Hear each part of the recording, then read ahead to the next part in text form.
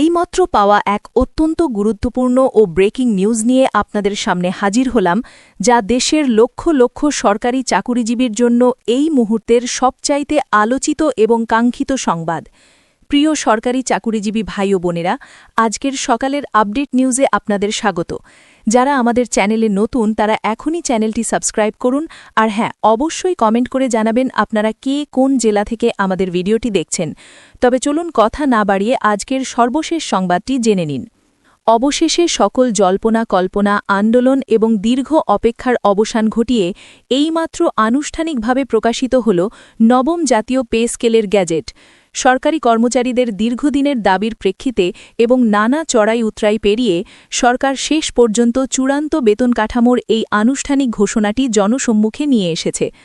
বাংলাদেশ সরকারের অর্থ মন্ত্রণালয়ের অভ্যন্তরীণ সম্পদ বিভাগ থেকে এইমাত্র এই ঐতিহাসিক গ্যাজেটটি প্রকাশ করা হয়েছে, যা মুহূর্তের মধ্যেই সারা দেশের প্রশাসনিক কেন্দ্রগুলোতে এবং সরকারি কর্মচারীদের মধ্যে এক বিশাল আলোড়ন সৃষ্টি করেছে। দীর্ঘ সময় ধরে চলা আলোচনা, পর্যালোচনা, উচ্চ পর্যায়ের বৈঠক এবং নানা ধরনের প্রতিশ্রুতির পর অবশেষে নবম পে স্কেলের এই গ্যাজেট প্রকাশ সরকারের একটি যুগান্তকারী সিদ্ধান্ত হিসেবে বিবেচিত হচ্ছে। এর মাধ্যমে সরকারি চাকুরিজীবীদের নতুন ও চূড়ান্ত বেতন কাঠামো জনসম্মুখে উন্মোচন করা হল। দেশের লাখো সরকারি কর্মকর্তা ও কর্মচারীদের মধ্যে এই খবরটি ছড়িয়ে পড়ার সঙ্গে সঙ্গেই সৃষ্টি হয়েছে ব্যাপক আগ্রহ, উদ্দীপনা ও উত্তেজনা।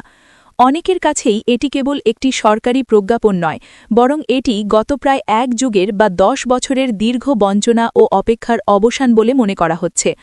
সচিবালয়ের করিডর থেকে শুরু করে জেলা ও উপজেলা পর্যায়ের প্রতিটি দফতরে এখন একটাই আলোচনার বিষয়, আর তা হল নতুন পে স্কেলের এই গ্যাজেট।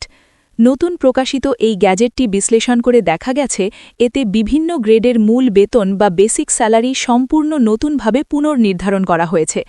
আগের বেতন কাঠামোর বা 2015 সালের অষ্টম পে স্কেলের তুলনায় এবারের কাঠামোতে একাধিক ধাপে উল্লেখযোগ্য হারে বেতন বৃদ্ধি দেখানো হয়েছে।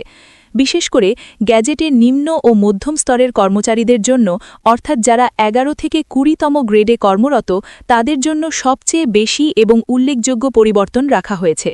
তাদের মূল বেতন বৃদ্ধির হার আনুপাতিক হারে উচ্চপদস্থ কর্মকর্তাদের চেয়ে বেশি। সরকারের পক্ষ থেকে গ্যাজেটের মুখবন্ধে বলা হয়েছে, বর্তমান বাজারদর, লাগামহীন মূল্যস্ফীতি, জীবনযাত্রার ব্যয় এবং কর্মচারীদের বাস্তব আর্থসামাজিক অবস্থান বিবেচনায় রেখেই অত্যন্ত সতর্কতার সাথে এই কাঠামো তৈরি করা হয়েছে। ফলে এটি একটি অত্যন্ত সময়োপযোগী এবং জনবান্ধব সিদ্ধান্ত বলেই মনে করছে সংশ্লিষ্ট মহল। অর্থ মন্ত্রণালয়ের একটি দায়িত্বশীল সূত্র নিশ্চিত করেছে যে গ্যাজেট প্রকাশের সঙ্গে সঙ্গেই এটি বাস্তবায়নের প্রশাসনিক ও কারিগরি প্রস্তুতিও পুরো দমে শুরু হয়ে গেছে। সংশ্লিষ্ট সকল মন্ত্রণালয়, বিভাগ, অধিদপ্তর ও পরিদপ্তরগুলোকে প্রয়োজনীয় নির্দেশনা বা গাইডলাইন পাঠানো হচ্ছে। খুব শীঘ্রই, অর্থাৎ আগামী কয়েকদিনের মধ্যেই নতুন বেতন কাঠামো অনুযায়ী অনলাইনে বা আইবাস প্লাস প্লাস সফটওয়্যারের মাধ্যমে বেতন নির্ধারণ বা পে ফিক্সেশনের প্রক্রিয়া শুরু হবে। এতে কর্মচারীদের বেতন নির্ধারণে আর কোনো জটিলতা বা ধোঁয়াশা থাকবে না বলে আশা করা হচ্ছে। সরকার এই বিষয়টি নিশ্চিত করতে চায় যে ফেব্রুয়ারি মাসের শুরুতেই যেন কর্মচারীরা তাদের বর্ধিত বেতন হাতে পান।